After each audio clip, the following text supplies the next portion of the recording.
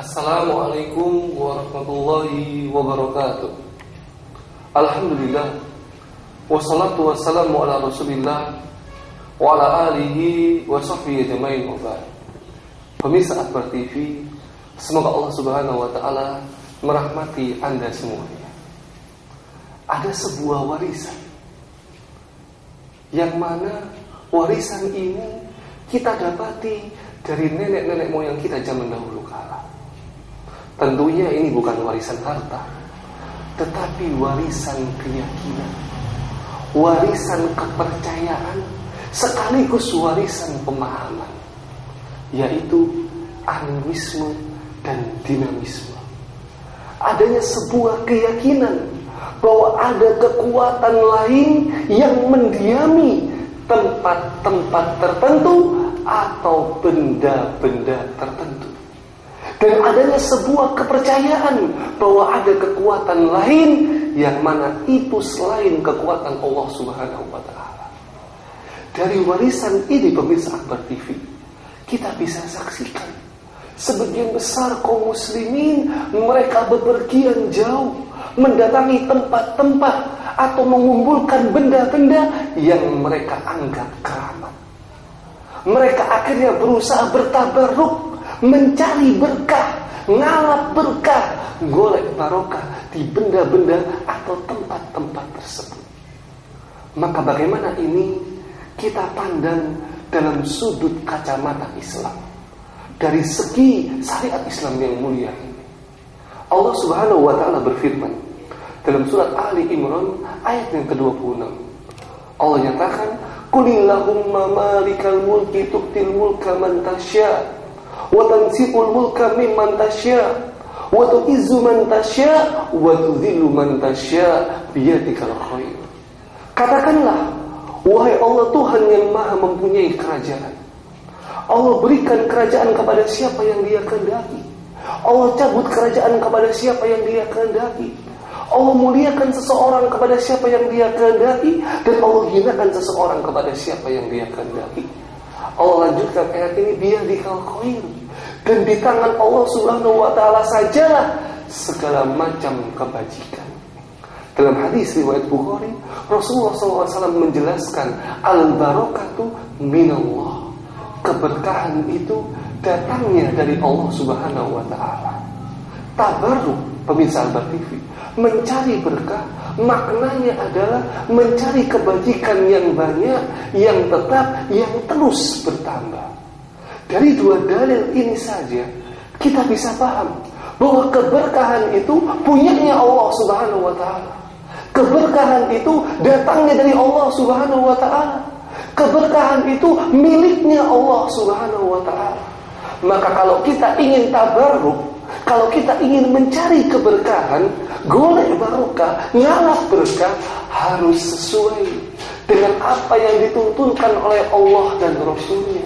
Harus mencocok dan mencocoki dengan apa yang disyariatkan oleh Allah dan Rasulnya, dengan apa yang dituntunkan oleh Nabi SAW dan dipraktekkan oleh para sahabat ridwanullah alaihim ajma'in. Lalu bagaimana kita ingin mengharap keberkahan dari Allah Subhanahu wa ta'ala sebagaimana yang telah disyariatkan oleh Allah dan Rasulnya? Pemirsa Akbar TV, mencari keberkahan atau bahasa agamanya tabarruk ada yang berhubungan dengan perkataan dan perbuatan, yaitu membaca Al-Quranul Karim, memahami sekaligus mengamalkannya.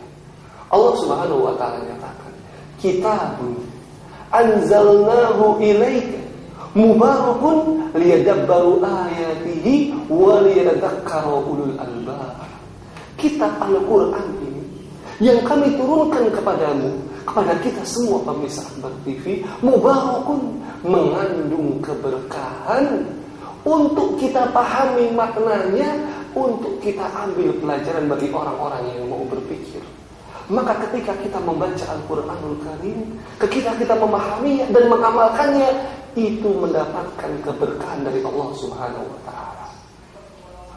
Selanjutnya pemirsa Akbar TV, ada mencari keberkahan yang berhubungan dengan tempat. ada tempat-tempat tertentu khusus yang lebih mengandung keberkahan dibandingkan yang lainnya. Manakah itu? Dialah rumah Allah Subhanahu wa ta'ala. Itulah masjid-masjid tempat kita beribadah kepada Allah Subhanahu wa ta'ala. Bukan dengan mengusap-ngusap wajah dan kepala kita dengan dinding dan lantai masjid, bukan para pemirsa Akbar TV. Tetapi dengan melakukan ketaatan, melakukan amal soleh di dalam masjid.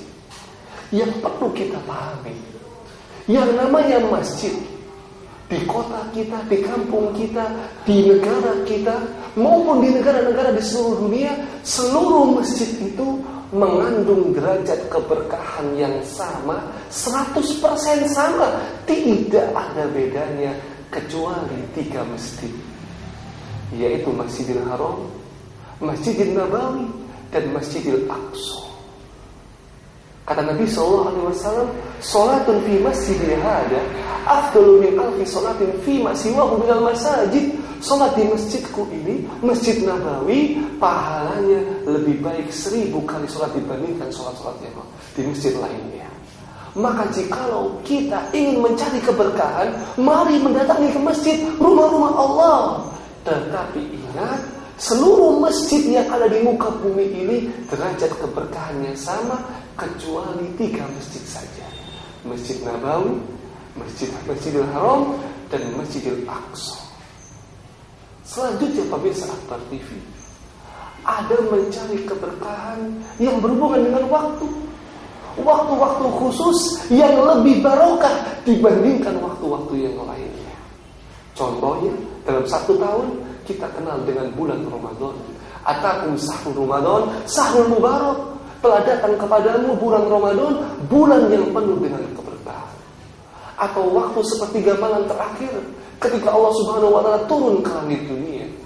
Atau waktu dalam sepekan ada hari Jumat yang mengandung keberkahan, dan waktu-waktu lainnya yang dituntunkan oleh Allah dan Rasulnya melalui Quran dan Sunnah Nabi SAW yang mulia. Maka ketika kita beribadah di waktu-waktu tersebut, maka mengandung keberkahan yang lebih dibandingkan yang lainnya. Selanjutnya pemirsa, ada pula tabarruk, mencari keberkahan yang berhubungan dengan zat, yang berhubungan dengan fisik, yang berhubungan dengan tubuhnya seseorang. Siapakah dia? Tidak lain dan tidak bukan kecuali junjungan kita, panutan kita, idola kita semua, Nabi Muhammad SAW. Beliaulah yang dalam kisah-kisah para sahabat kita dapati, para sahabat semuanya berebutan air ludah beliau, berebutan sisa air wudhu beliau, berebutan sisa makanan beliau, berebutan keringat beliau, rontokan rambutnya beliau, Masya Allah. Tetapi ingat pemirsa Akbar TV, garis besar pertama yang harus kita ambil, ini hanya dilakukan ketika Nabi kita yang mulia sallallahu alaihi wasallam masih hidup. Tidak pernah ada riwayat para sahabat mencari keberkahan ke makam-makam Nabi ketika beliau sallallahu alaihi wasallam sudah wafat. Garis besar yang kedua sekarang, dan ini pemirsa Akbar TV hanya diberikan, hanya dicari keberkahannya kepada sosok Nabi Sallallahu Alaihi Wasallam saja, bukan kepada yang lainnya. Kita tidak pernah dapati Abu Bakar, Umar, Utsman, Ali dan seterusnya, sahabat-sahabat yang mulia, direbut pula keberkahan tubuhnya, zatnya oleh sahabat-sahabat yang lain. Jadi ini memang hanya khusus kepada Nabi kita yang mulia Sallallahu Alaihi Wasallam, bukan manusia selain Nabi Sallallahu Alaihi Wasallam. Maka yang kita dapati hari ini, sebagian besar kaum muslimin berusaha mencari keberkahan dari sisa-sisa air ludah, sisa-sisa wudu, sisa-sisa makanan, keringat dan sebagainya dari orang-orang yang mungkin kita anggap ulama, yang kita anggap kiai, yang kita anggap ustaz, yang kita anggap mulia, yang mana ini tidak sesuai dengan apa yang dicontohkan oleh para sahabat ridwanullah alaihim jami'an. Pemirsa Akbar TV, apa yang kita saksikan ketika sebagian besar kaum muslimin mereka mencari keberkahan dengan pohon, dengan batu, dengan kuburan, dan seterusnya dan sebagainya. Maka bagaimana dengan mencari keberkahan dengan benda-benda tersebut? Allah Subhanahu wa ta'ala dalam surat An-Najm sudah memperingatkan jauh-jauhan. Allah nyatakan, afara'aitumul lata wal uzza wal manata tsalisatal ukhra. Apakah patut wahai orang-orang musyrikin, engkau jadikan Lata, engkau jadikan Uzza, engkau jadikan Manat yang ketiga dan seterusnya sebagai anak-anak perempuan Allah Subhanahu wa ta'ala? Kita perlu tahu, orang-orang musyrikin pada zaman Nabi SAW, mereka menjadikan Lata, Uzza, Manat dan seterusnya sebagai bentuk sesembahan selain Allah. Mereka bertabaruk, mencari keberkahan di sampingnya, berdiam diri di sisinya, mengharap kebajikan untuknya, berdoa di sampingnya. Mari kita lihat, siapa Lata, siapa Uzza, siapa Manat ini. Dalam tafsir Ibnu Katsir disebutkan bahwa Lata ini adalah batu nisan atau kuburan yang berwarna putih, yang besar, yang di sekelilingnya ada kelabu, di atasnya diberi atap seperti rumah. Sekelilingnya pula ada halaman dan ada juru kuncinya. Ini Lata. Kalau Uzza, pemirsa Akbar TV, ini adalah pohon yang dikeramatkan, yang juga ada kelabunya, ada atapnya. Sedangkan Manat ini adalah sesembahan kaum musyrikin yang berbentuk berupa arca. Mereka bertabaruk, berusaha mencari keberkahan di sisi-sisi Lata, Uzza, Manat dan seterusnya. Mereka mengharap kebaikan di dalamnya, berdoa di sampingnya supaya bisa mendapatkan keberkahan yang lebih. Maka ini semua diancam oleh Allah Subhanahu wa ta'ala. Ini semua merupakan perbuatan kesyirikan yang besar, yang baru-baru saja pemirsa Akbar TV kita saksikan. Ustadz nasional kita, Ustadz Jeffrey Al-Bukhari rahimahullah ta'ala, semoga Allah merahmati beliau. Pohon pemirsa Akbar TV yang bekas ditabrak oleh Ustadz Jeffrey, yang bisa menjadi sebab sebagai kematian beliau. Pohonnya saat ini yang kita lihat di berbagai macam media, pohonnya di sekitarnya ditanami tumbuh-tumbuhan, kembang-kembang. Ada sebagian kaum muslimin yang berdiam diri di samping pohonnya Ustadz Jeffrey, berdoa di sisinya di pohon yang bekas ditabrak oleh Ustadz Jeffrey. La haula wala quwata illa billah.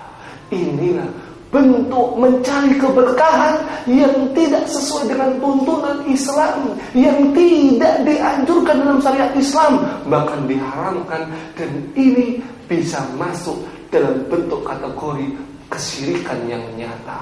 Semoga Allah Subhanahu wa ta'ala menjauhkan saya, pemirsa Akbar TV, dan kaum muslimin Indonesia pada khususnya untuk dijauhi dari segala macam bentuk-bentuk ngalap berkah, tabaruk, golek barokah yang tidak sesuai dengan syariat Islam yang mulia ini. Demikian apa yang bisa saya sampaikan. Kurang lebihnya mohon maaf.